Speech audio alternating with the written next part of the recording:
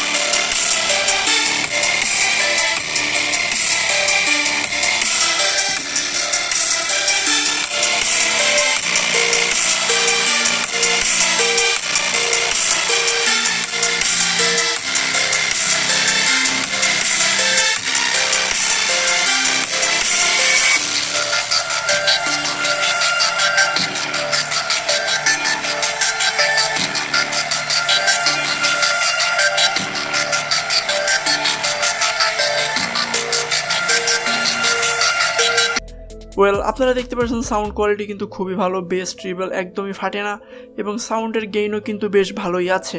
আর এই ব্লুটুথ মডিউলের sound quality কিন্তু এরকম ধরনের USB ব্লুটুথ মডিউল থেকেও অনেক ভালো। সো আমি এই মডিউলটা কিনেছিলাম লোকাল মার্কেট থেকে, সেখানে পড়েছিল 170 টাকার মতো, বাট ডেসক্রিপশন বক্সে আমি দারাজের লিঙ্ক দিয়ে দিব, সেখান থেকে আপনারা কিনতে পারেন খুব সহজে। সো দারাজ থেকে কিনলে আসলে প্রাইসটা একটু বেশি পড়বে, এটি স্বাভাবিক।